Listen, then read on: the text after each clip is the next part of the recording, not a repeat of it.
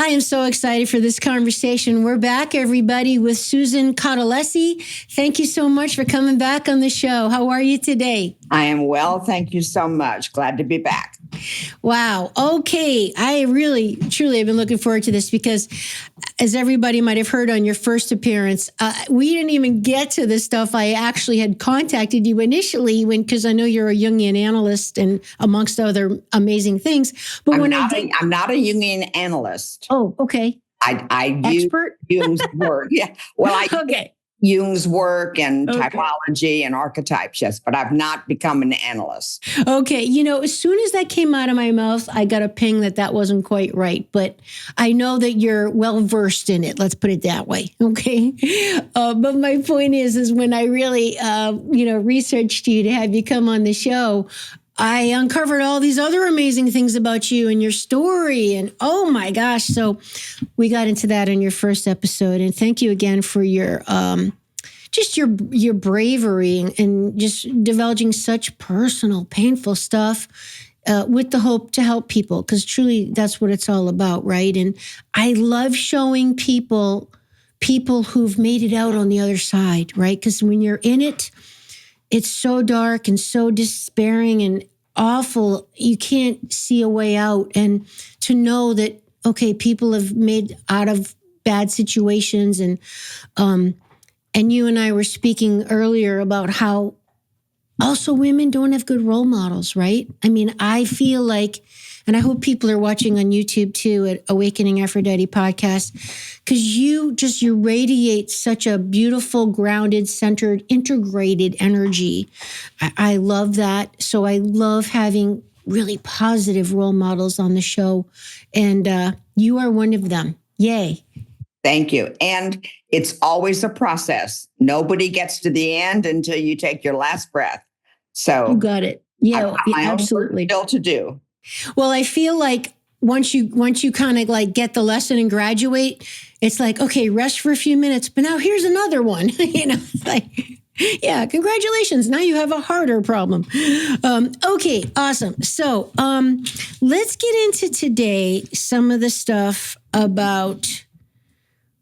Why don't we start with, I know one of your mini workshops or courses, I might have the name wrong, correct me please, but I think you call it the 4 aspects of woman: mother, companion, Amazon, and then the crone.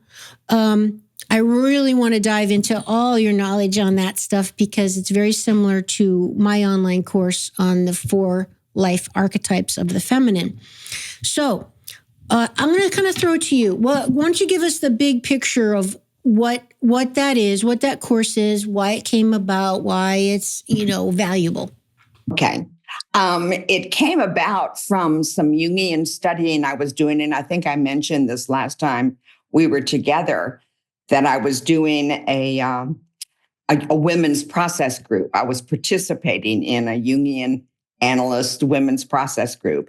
So we read a lot, we role played, we active imagination, all this stuff on Jungian aspects. And one of the big ones was about the feminine and the complexity of the feminine identity. And Emma Jung, who was Carl Jung's girlfriend for quite a while, came up with this. And she called it the structural forms of the feminine psyche. Tony Wolff, not you. Oh, okay, yeah, Tony. I was like, Emma Jung? Okay, Tony Wolff. I got that wrong. Yeah, he was married, but Tony Wolff. And he did this in the late 1800s. Since then, some other analysts, women, have come up with their own model, used her work, the 4 eternal women. But it's pretty much the same thing. The idea in so much of religion, of Jungian stuff, of nature, is based on the number 4.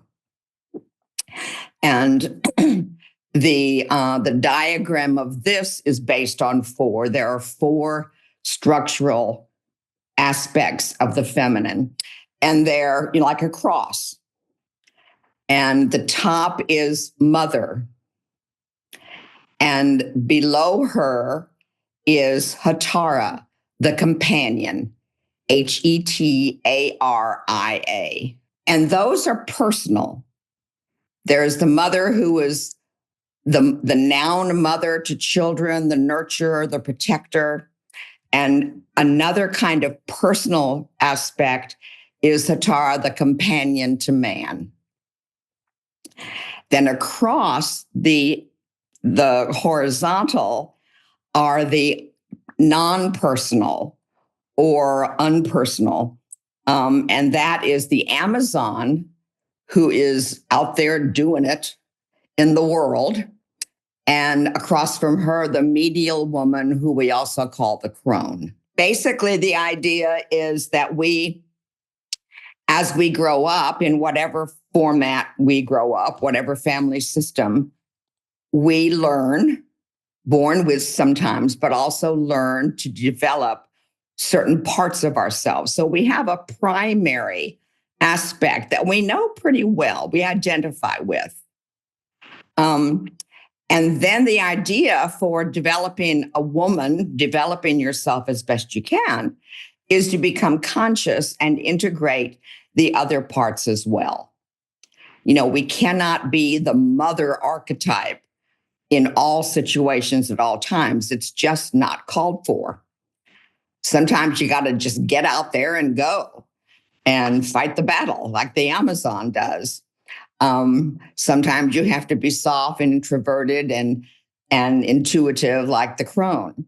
So it's integrating all the different parts that are important. Usually our secondary part is one of the adjunct. It's not the one directly below us. Whatever your primary aspect is, the one directly below it, exactly opposite, is probably the least developed. And it does no good to say, okay, I identify with mother, so now I'm just going to learn how to be a companion. It's too complex. So you learn the companion through going through the Amazon and the medial. What we do is we look at the different parts, and we think, what is her inner life? How does she relate to other types? How does she relate to children? How does she relate to work? How does she relate to men? What are her challenges? And these are the kinds of specific places that we go in the workshop. What I start with is the mother and Hetara, the two personal, and talk about them. Yeah. And we have lots of different archetypes that we can see. You know, the Virgin Mary is, of course, one of the archetypes, the symbols of the mother. Gaia, Mother Earth, all of those. And it's about the noun mother who nurtures, but also the verb who nurtures, who protects, who takes care of. So it's a noun and a verb, which each of these four aspects, we have a positive aspect of it, the way that it's demonstrated positively. But we also have a negative way that it is expressed. And we just have to become conscious of that and have that little Susan or little Amy on your shoulder saying, okay, you're being the mother, but you're being the negative mom here. So let's just wing it back and come on. An example of that would be, of course, the positive mother who is nurturing. How can I help? Oh, goodness, sweetheart, let me, talk to me. What can I do? Allowing, listening, supportive, not in control. And then there's the negative part who is this is what you need to do. This is how you have to handle this. She's the director. We have lots of names for that kind of mother now, the helicopter mom and all these that are just in such control, or are collapsed and give guilt trips. Oh, I'm just your mother. Why would you ever want to think of me? And why would you ever value what I think? Oh my. Yeah. So it's really fun when we go through all these and you can see people go, I've done that one. That sounds familiar. So that's basically it. Well, I can go into more detail, but I'm going to give you a chance to. Yeah, that's just so fascinating.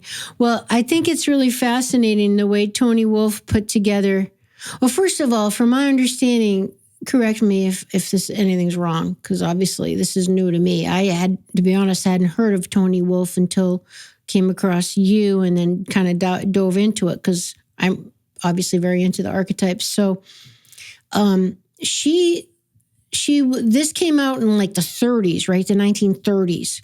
So what's been talked about, and I'd like to know your thoughts, is, so she's looking at 4 major archetypes, like blueprints of feminine, of women, of the feminine. But this is in the 1930s. So, it's almost 100 years ago at this point. And I'd love to know what your thoughts would be on, if she was alive today, what you think the 4 might be, because she's got a mother, she's got a companion, which means in relation to someone else, preferably a man, or not preferably, but, most likely a man, so secondary. Then she does have the career woman, but at that time, if you're lucky, maybe you're a nurse or a teacher or a midwife as far as a career. And then, of course, the wise woman, which back then was, well, probably depending on the culture, but could be a really good thing or could be not such a good thing. So what are your thoughts on that? 1930s as opposed to today? What would Tony Wolff have to say about now? My sense is that she'd say the same thing. We have more developed roles, careers, attitudes, options for women and how they get into the world and how they contribute. So that just goes on and on and on and on. But I think still basically those are the 4. You think so? Okay. Yeah, I really do. Yeah. All right. And then obviously this is kind of addressing adult women because there's no maiden in there. There's no child. Any thoughts on why that would be? Because we're talking about the woman. The mother, of course, nurtures the maiden. And one of the maiden is an archetype of the feminine, but I don't believe it is the basic one. That's where we start. But the real personality begins to come out later. That's the formative stage. Yeah. So I'm not going to not acknowledge the maiden. She has an important part. We have maidens today who totally miss their maidenhood. They grow up so quickly. They're in makeup. They're on social media. They're dressing, a 13-year-old is dressing like she's 32. And that's really sad because there's some really important developmental tasks for these little gals to learn to equip them to go off into the world. And you were talking about role models earlier. I think these 4 aspects of the feminine, the mother, the companion, Amazon, and crone, are each important role models for for sure. Little girl. Yeah. And I'm sure you're familiar with the concept of transcend and include. So would you like to talk about that? That's a big part of my work. I don't have words for that really. I would love to hear what you have to say in that. You talk to me about it and I'll go, oh yeah, well, I call it this. Yeah. Okay.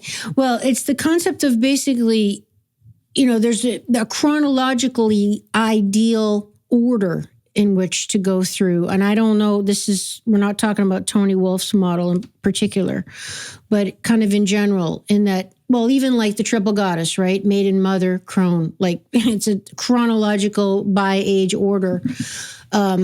And then in my model, there's 4. It's maiden, warrior, mother, crone. So the idea is you go through each one chronologically, ideally, because in each stage, there's very key developmental, to your point, right, the child, key developmental aspects, lessons, and skills that are acquired and learned, the trials, the rites of passage that you need in order to really transcend the next one. But you include them because you need them to be able to then traverse through the next stage successfully. And so they ideally go in an order. So that's from my studies, that's a very important component, because a lot of us, and you alluded to it, regardless of our chronological age, we might have missed a developmental archetype, a developmental stage. Like a lot of people missed some of the good aspects of the child stage. They didn't have time to play, to imagine, to feel free, to create, they've lost touch with their body and their body's needs. And, that feeling of just levity. And, a lot of us need to get that back. They grew up too fast, so to speak. And a lot of people that find themselves in the queen mother stage, and they haven't really established their independence, their values, who they are, kind of as a young woman, as a warrior. Like, what do I stand for? What do I think is worth fighting for? What's important in my heart? So there's kind of a mess going on, a mishmash. And my theory is it's because a lot of our culture now, we don't acknowledge rites of passage. We don't have a thing saying, okay, this is a good thing. You're now going to the next stage. I just threw a lot at you. Would you like to speak to any of that? Goodness, yeah. I think that you could overlay kind of a chronological map over the 4 aspects as they are.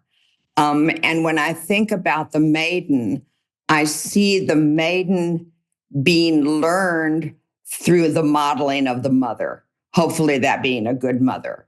And that's the role model there. That is the nurturing, the taking care of self. Now, mothers often don't take good care of themselves. So that would be a negative modeling. But the sense of who you are, you're important, you matter, how you feel, what you think, what's okay with you and what is not, is part of what the mother protects and enshrines and supports her in. So I guess I'm kind of combining the maiden and the mother. The crone, of course, on the opposite end is generally later on in the world when the woman has made her mark, done her contributions. If she has been a noun mother and has actually nourished and birthed children, or if she's been a verb mother, has birthed or nourished objects or art or whatever else. The crone comes after she's made her mark, and she's more introspective, inside. She's been through the warrior and trying to fight for what's right and her values and her justice. And now she's just got this wisdom of, yeah, it's tough, isn't it? And this is something you might want to consider handling. Yeah. The perspective. Yeah. Well, I'd love to ask your thoughts on, from what I understand, 80, I don't know who estimated it.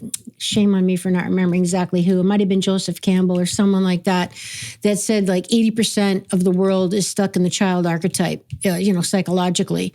So when you think, okay, back to our chronological example here, by the time, a woman is, let's just say 60 plus, kind of technically she could be in the wise woman crone stage.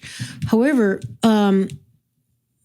I would think that the majority of women that are that age actually aren't what I would call a wise woman. And what are your thoughts on that? Because here you find yourself, at this certain stage in life, and where's the wisdom? What happened there, Susan? Why is this?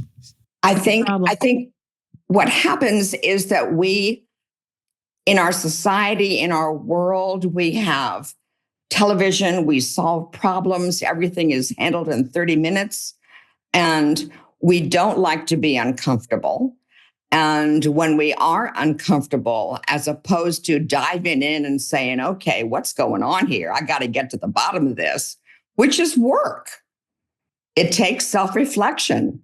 It takes energy. It takes time. That there are people for whom that is never modeled, or it feels to them like a waste of time. And there are certainly others out there who would agree with them. Oh, go to therapy. Oh, that's for wimps. That means you're crazy. So they circumvent their own development and they miss stages. What I often giggle with when I'm around some women sometimes is they talk about, well, I turned 60, so I guess I'm a crone now. And their relationships are just a mess. And they are codependent as they can possibly be. They have no individuality. They have no sense of self. They don't know how to say no.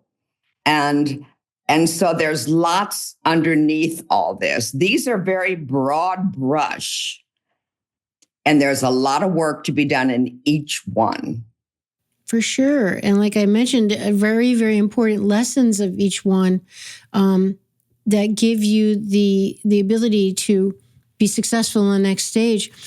Well, I think it's just, what a tragedy to find yourself in your 60s, 70s or later and feel like, I don't know, your life is a mess because you haven't made wise decisions. And Dr. Mario Martinez, I'm sure you've heard of him. He's a world expert on longevity and centenarians. He's been on the show a few times and he's a colleague of mine.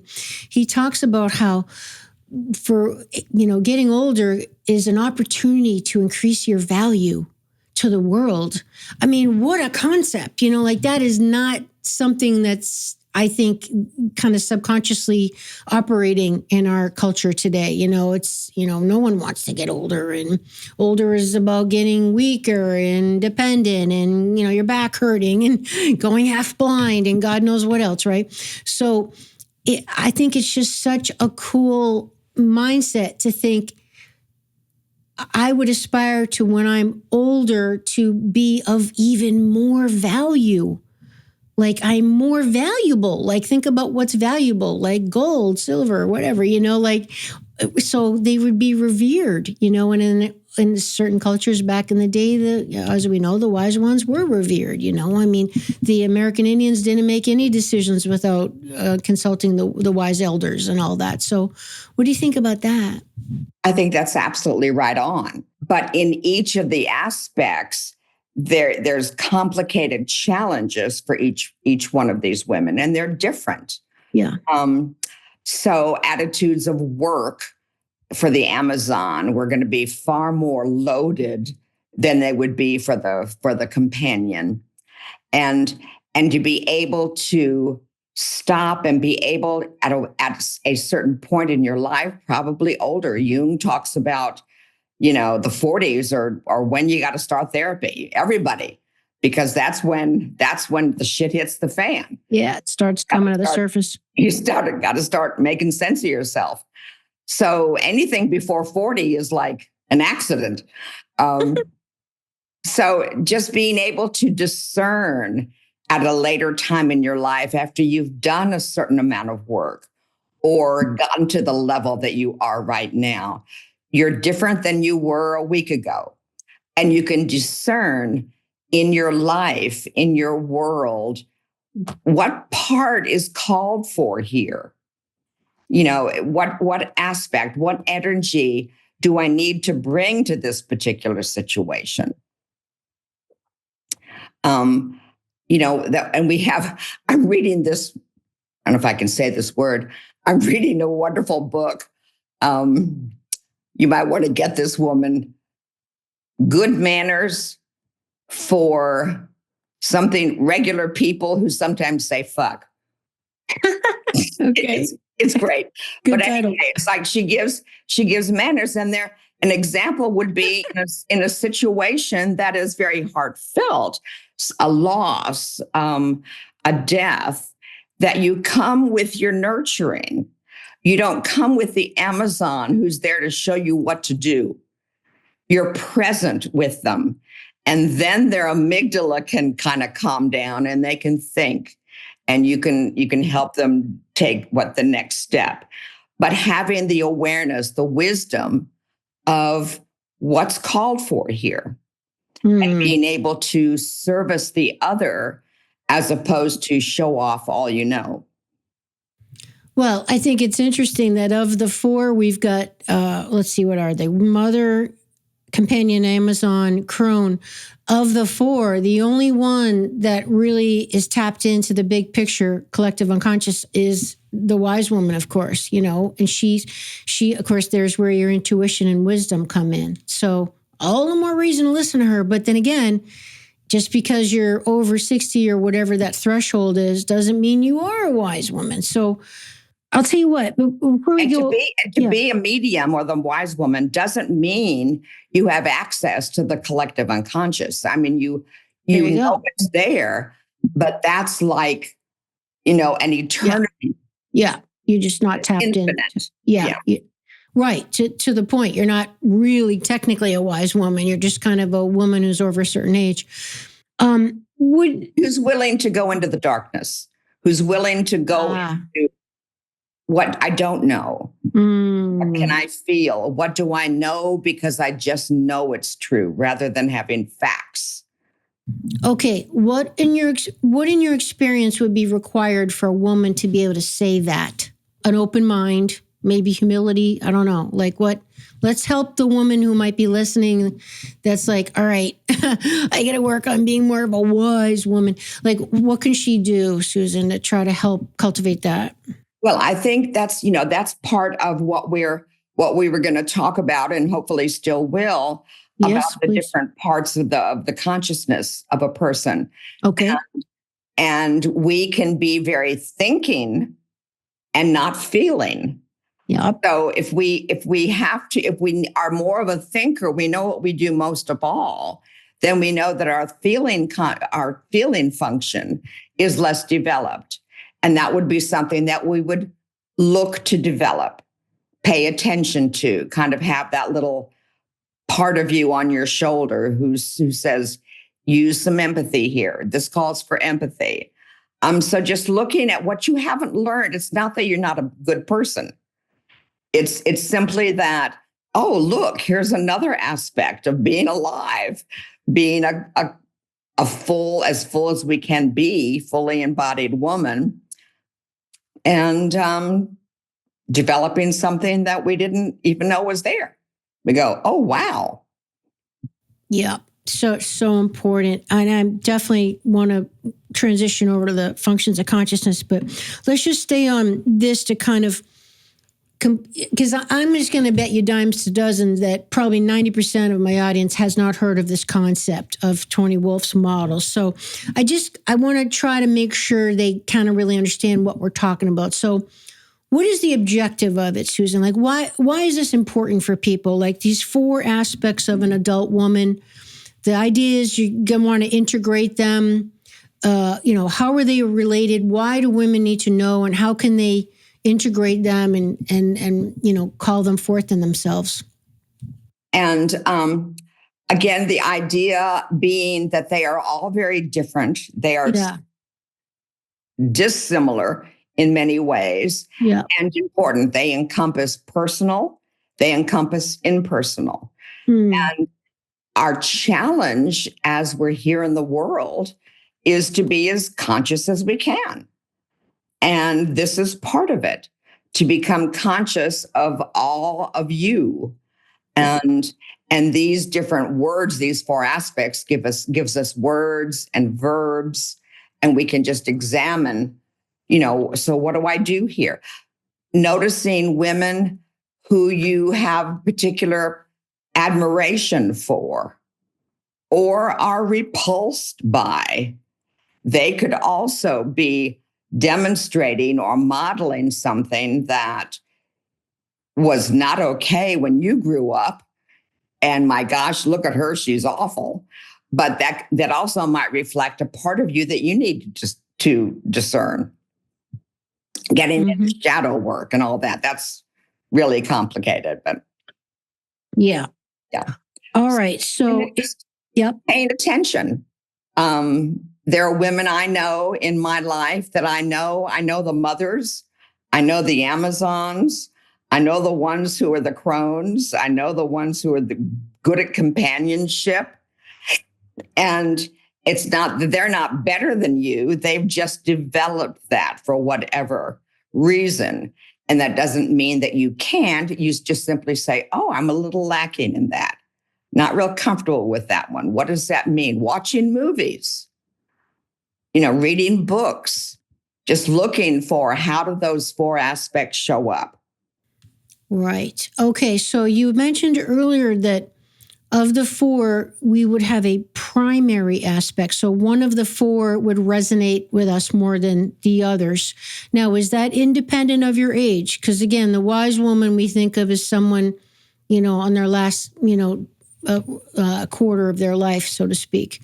Tell us about like the primary aspect and what that's all about. I can remember, as a little girl, I can overlay this whole aspect map over myself and what was important, what I valued. Okay. And it gives me information about how my primary has been the Amazon. I grew up in a military family. And what is acclaimed in the military? Power and control and getting things done and achieving and obeying orders and thinking.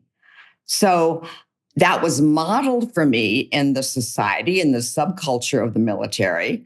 My father, who hung the moon as far as I was concerned, and God bless her, that environment did not honor the mother as much. Yeah. She was the one who took care of dad so he could go off and fly in wild blue yonder.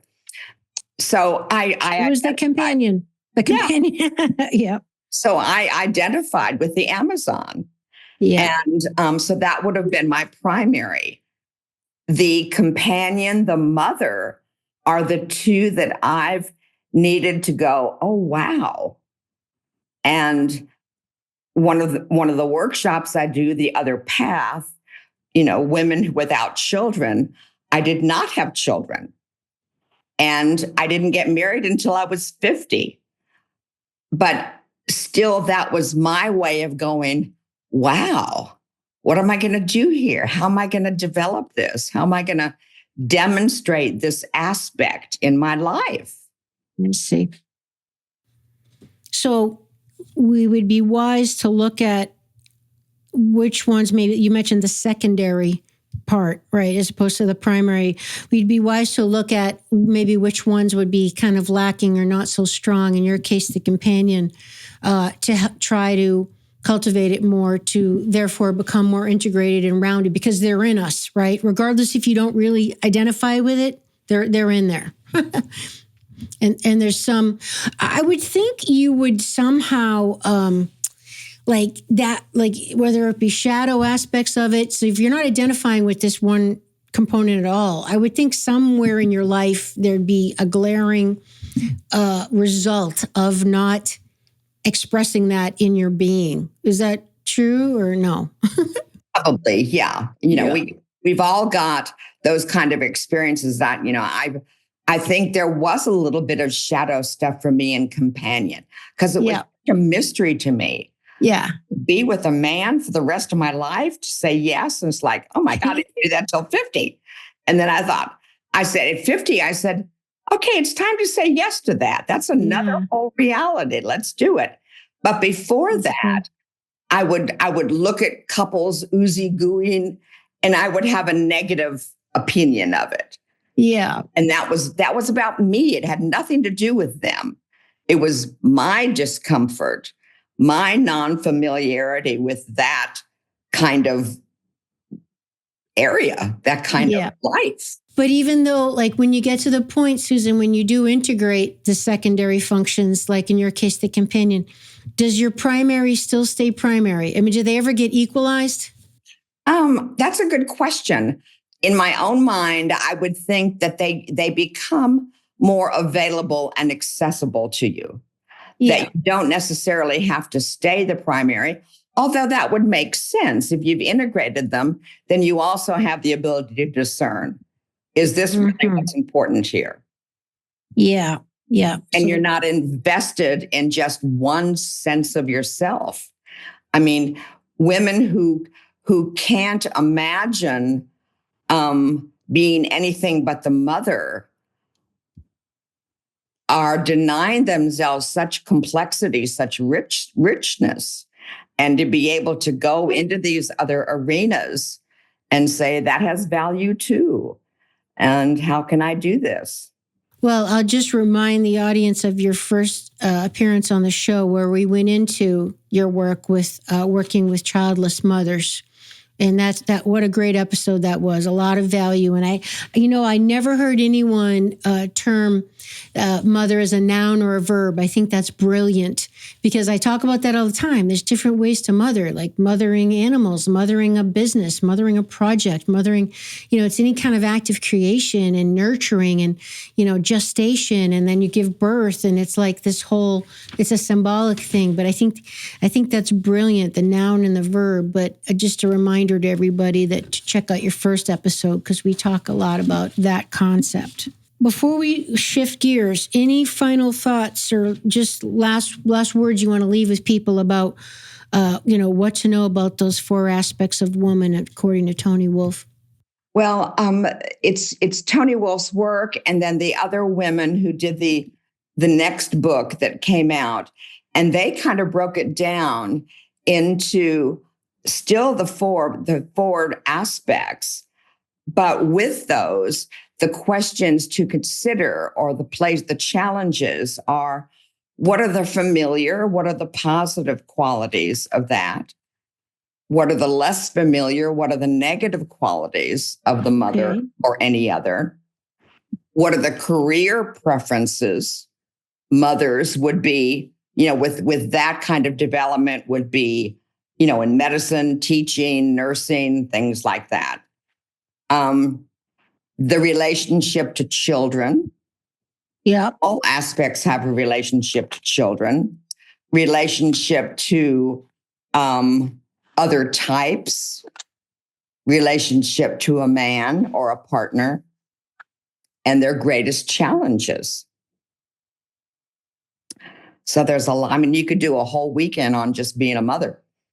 I wrote in my notes that Tony Wolff strongly encourages women to get to know their innermost priorities and be aware that not every cultural period offers optimal possibilities for realization of one's true inner nature. So I think that's interesting is because I know, we all know women who kind of followed the path that their parents kind of expected of them, either as subtly or not so subtly. And, and never, they secretly wanted to be an artist, type thing. And it's just interesting how our lives play out, even though we might have drives and passion and our intuition and our soul is directing us one way, but we kind of get off course a little bit. And, you must see that a lot in your work. Yeah. And as you're talking, I'm thinking how people who come to therapy or people who don't even come to therapy read self-help books and do workshops and such, will experience anxiety, will experience fear or experience anger and make that a bad thing as opposed to using that as a signal that something's amiss. Something isn't quite sitting right. So what's going on? What can I do to give yourself the agency to have an impact on your world? At least get clarity. Whether you take the action to put your clarity into the world is another choice. It's just also complex and Well, are there any shadow aspects of any of the four that are, warrant particular mention? I mean, Oh, I think that you that mentioned the would be mother already. more the negative. Yeah, Yeah.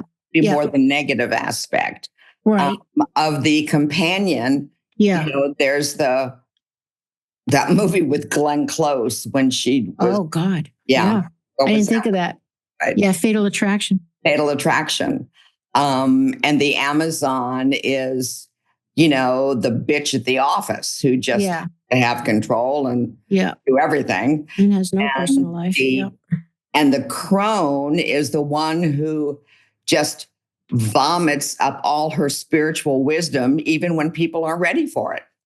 Or I would think too, possibly feels isolated or bitter, resentful.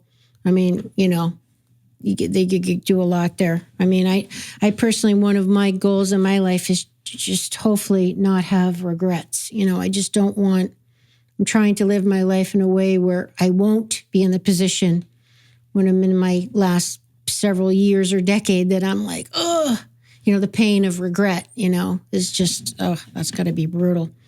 Yeah, and I would think the Amazon, the career woman, neglecting her personal side, right? Neglecting self-love, or not self-love, but love and intimacy and vulnerability and all that stuff, And unfortunately, a lot of women find themselves later in life, after they've achieved the career success, alone, and then wondering, oh God, I worked all those years and that's all great, but now I have no one to share it with.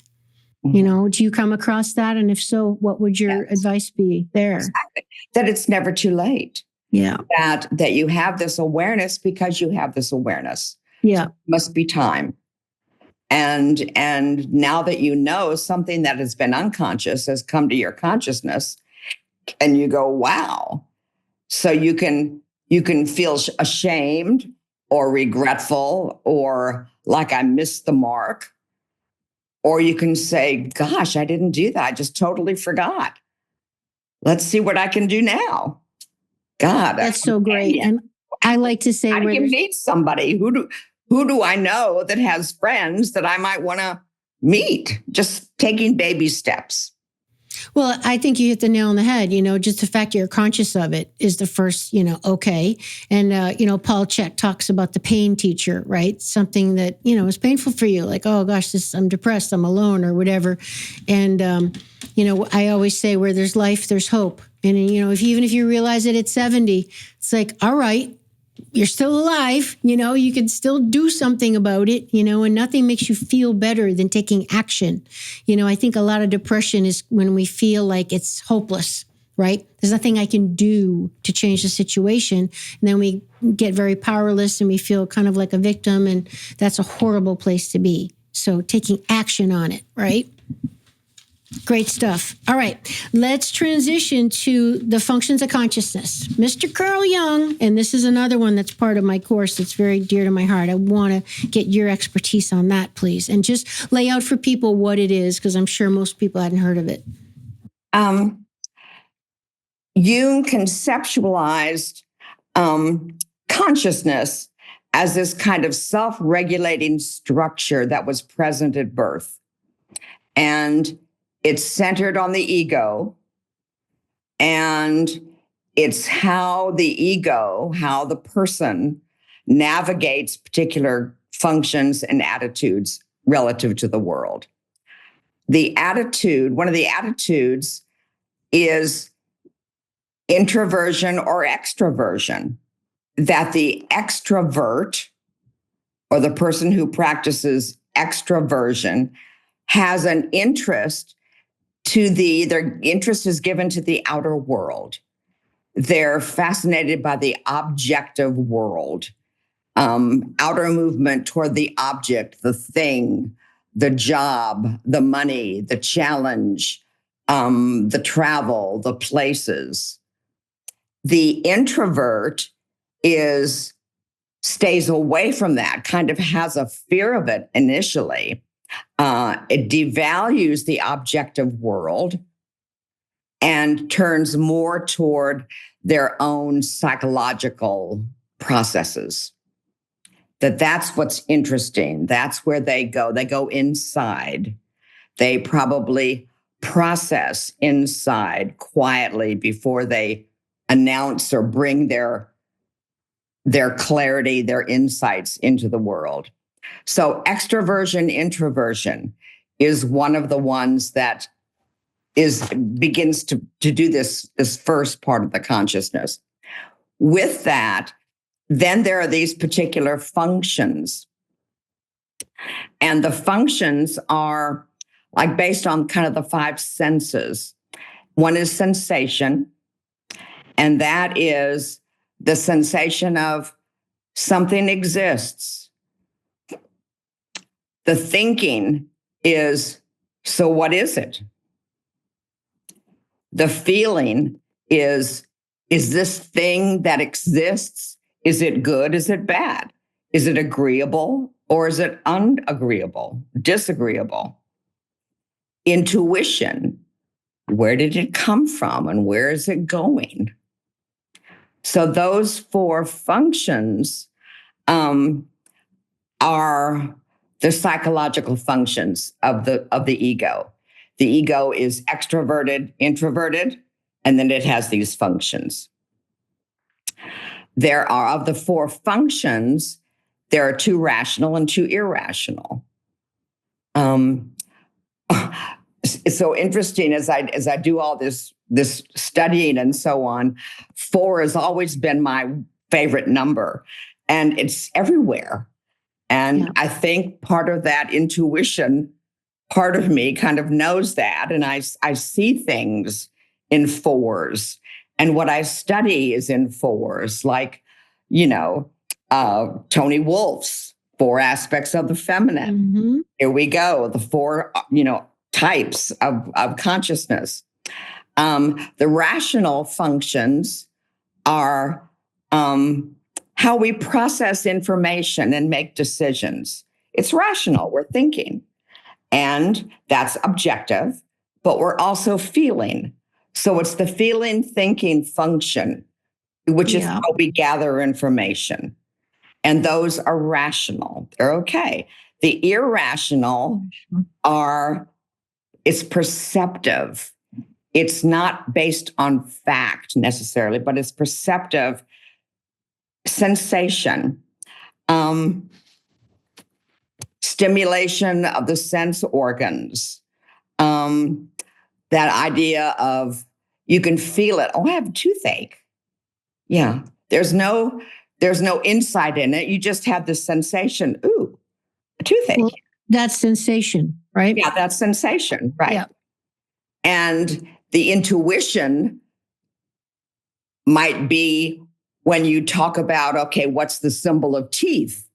And why might your teeth be bothering you right now? What is not being addressed in your life that is about defenses and protection and taking care of yourself?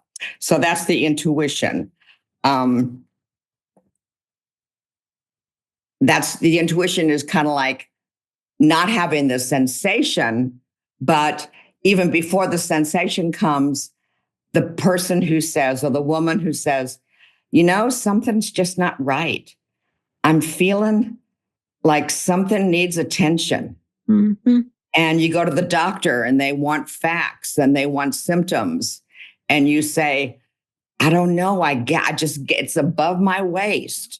It's just this kind of knowing that no one else values, but is so strong in you that you know it. Great. I love it. While you were talking I'm pretty, this is a part of my course too. So I've done deep dive on this concept by Jung. So, but while you were talking, I'd love to know if you think this is accurate. The way you described it was so beautiful and really was very enlightening to me. It gave another perspective. It shed a new light on my concept of it. So just, for the audience, if we visualize these 4 primary functions of our consciousness, right? So we've got thinking, we're able to think. Then we've got feeling, we're able to feel. And those two... That feeling is emotional feeling. Yep. Physical feeling is Is sensation. sensation. Yes. Right. So we got feeling and thinking, and those two are pretty much opposites, right? Because if you're thinking, you alluded to this earlier, if you're thinking, you're not really feeling, right?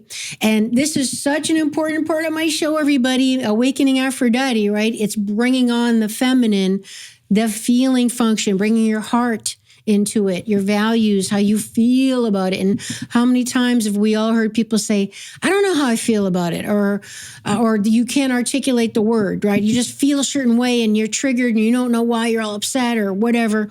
Like, we're so out of touch with our feelings, right? And we have a hard time talking about our feelings, and you have to be vulnerable to talk about your feelings. And, our culture is all about thinking.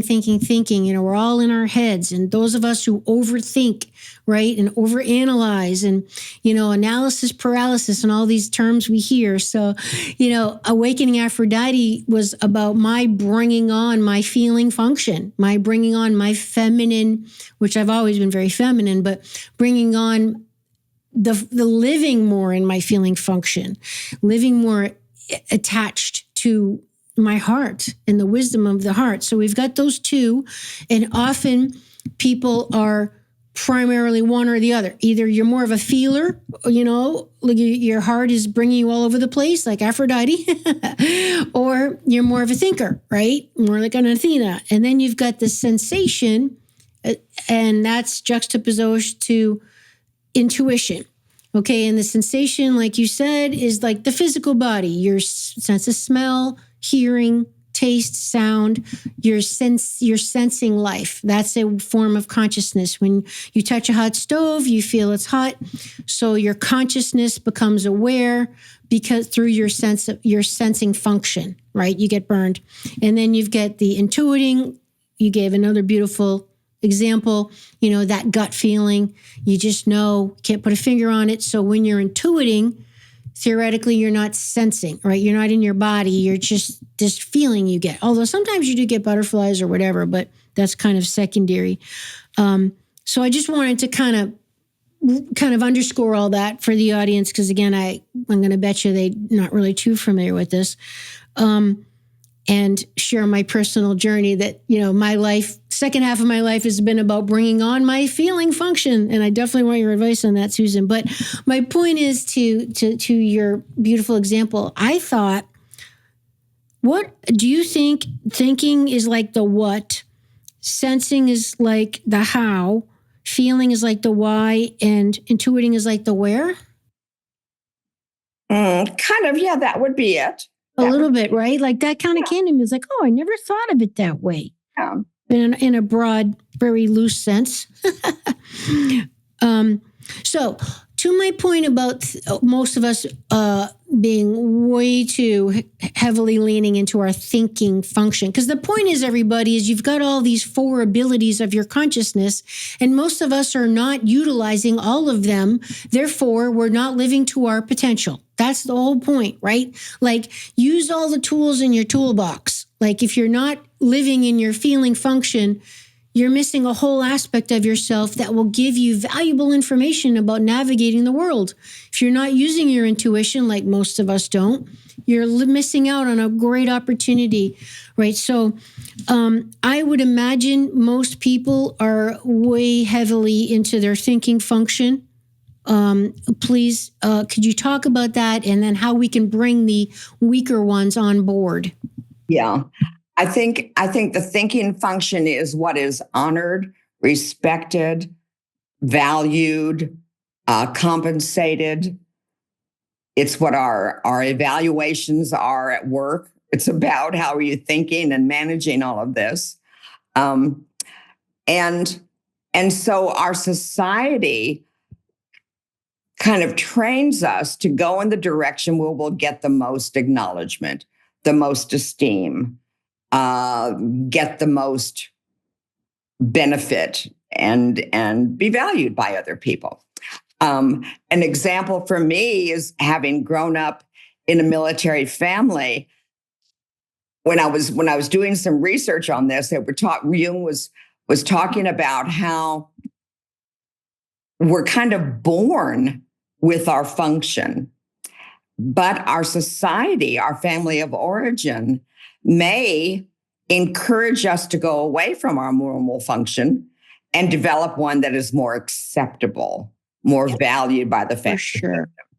So I remember, you know, I would come up with these things and my father would say, "Oh, pretty obvious you haven't given that much thought." So what kind of message is that? Don't be spontaneous and follow your intuition or your feeling sense. Mm-hmm. Stop that, tap it down, go into your head, figure out the facts, what makes sense. Be So reasonable. I think I was really a feeling function. Wow. I learned to be a thinking function. So the older I get, the more I have to come back around to my authentic part. So just, it's curious. Yeah. And it's interesting to me that happened with me. And what are the trillions of other stories women have about how they were encouraged to be their natural, authentic function first, or how was that interrupted? I would imagine like 85% aren't living or didn't have the opportunity to live their primary natural function, because we're in a patriarchal culture. It's a thinking masculine culture. That thinking is masculine, and that's very important, but not to the, dismissal of the others. Right. So I think also, the being accused of being PMSing and all this stuff, feeling and being unpredictable and the cycles and, it's like cycles of our emotions. And I know, I'm not going to mention names, but someone in my family would accuse the woman of being histrionic and dramatic when she was upset about something. That's a feeling function. And it's like, okay, so that's like basically shaming someone out of their feeling function. Granted, you don't want to be losing your marbles and, a total. But the point is that we have, these functions that need to be expressed without, being ostracized. So how about cultivating the intuiting function? So the point, just to wrap up what you said, that to balance the thinking function, you want to start cultivating more of your feeling function, right? Like, how do I feel about that? I tell people that, try to replace the way you talk sometimes with, or notice how many times, like you say, well, I think we should do this. I think that. And we're just simply replacing the power of our words. Like, I feel this would be better, or, whatever. It's just really, it's a very subtle thing, but it can kind of help train your body to drop down from your head and feel more. How do you feel about that rather than how do you think about that? And my bias in that example would be how to name your feelings and to say, instead of, well, I feel like this is what we need to do, I would say, I'm uncomfortable or I'm apprehensive about the plan as it is, but find the word. And that's still you combining, you going to your feeling function, naming the word and applying it to the situation. That's so good, but that requires being able to articulate your feelings. And I'm sure you have a lot of people who are like, I don't know how I feel, just I'm upset. Yeah. And when I'm with my clients, I say, okay, I got it that you're upset. Do a little because I don't know what that means. Yeah. Said in what way? And it's important to go back down, because people will say, well, you hurt me. Right. Or I'm upset. What does that mean? Those are empty words. And they don't give the person you're speaking with any kind of clue as to what they did that made you upset. I feel put down. I feel dismissed when you say, I feel challenged when you, So using the words, and we have wonderful things like feeling wheels, Google feeling wheels. Yeah. And coming up with feelings and sitting with a list and saying, and the nuance of the words is huge. To say upset could be like 4 dozen different versions of, Exactly. yeah. And they have their own little flavor. And you'll find the one that is accurate, and you go, so true. That's it. That's so good. So good. I love it. So the takeaway for people on that, it just, again, to kind of wrap that, is that most of us are predominantly in our thinking function, which is the masculine, and, to try to bring on board more of your feeling function.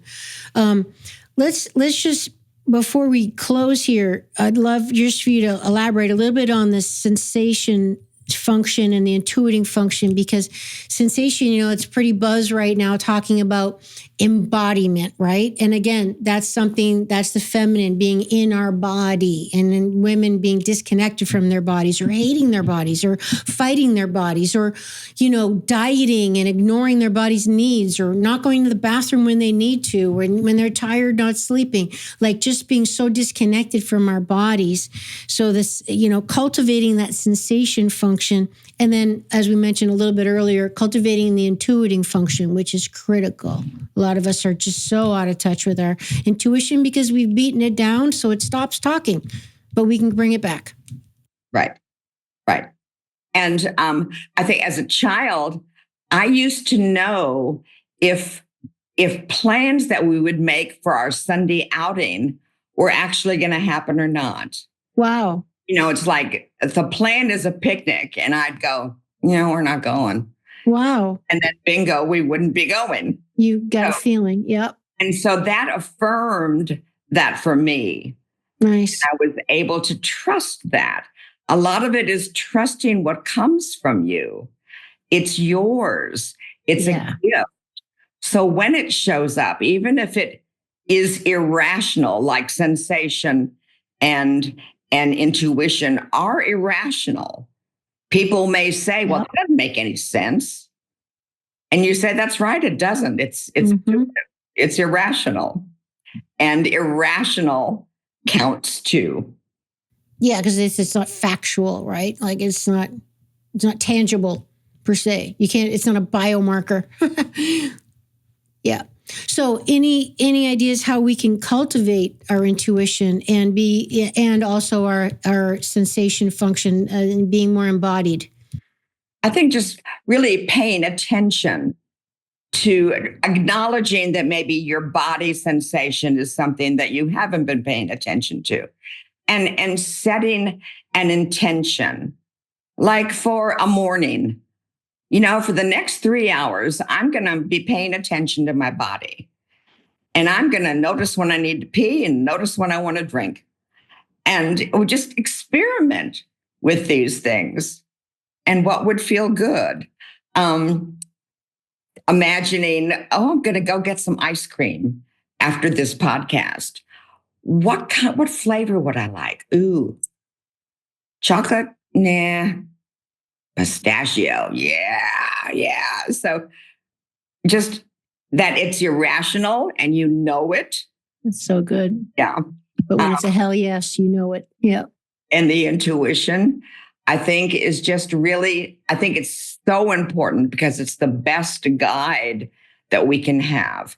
If there's a map to follow, it's your intuition, that knowing that we have.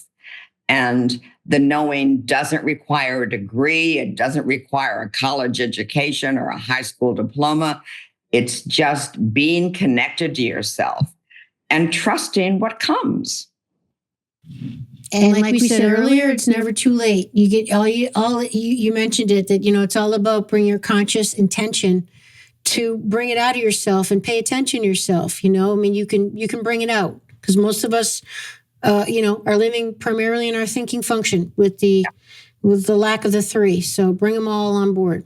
And with my therapy clients, I'll talk about the different levels of consciousness and waking up, and that we have to get a sense of what's happening inside before we put it out into the world. You don't want to go, ooh, here's my idea, bang, and slipped out there. But to respect it, and stay with that. I just really think that job offer is not the one for me.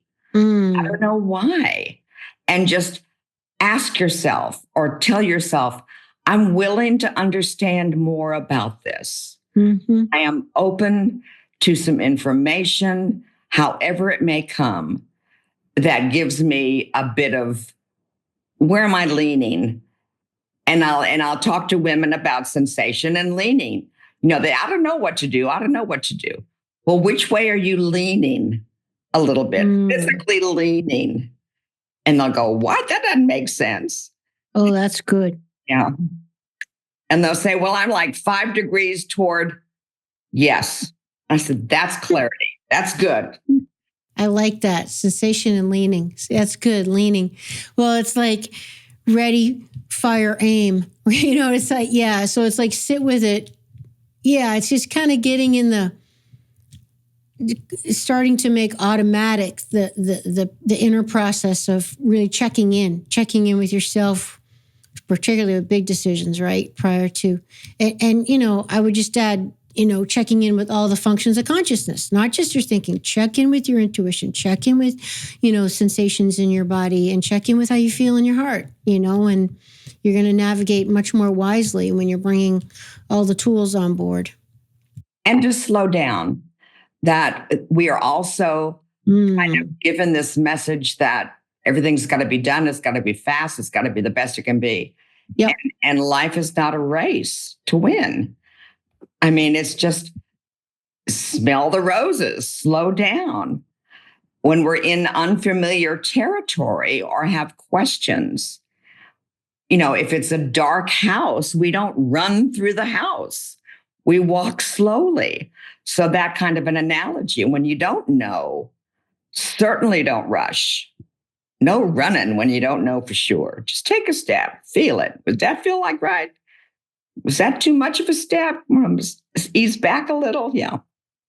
That's such important advice. It's like that. What's it called? The liminal space, right? When you're like in alchemy, it's called cooking. When you're just kind of in that uncomfortable heating period where you don't know what to do. It's a crossroads, and it's like, okay, that's great. Just slow down.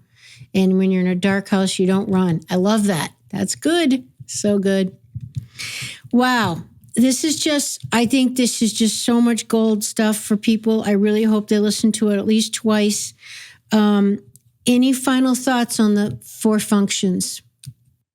That they're there. This is a concept. It resonates with me. It obviously resonates with you. It's resonated with people for generations.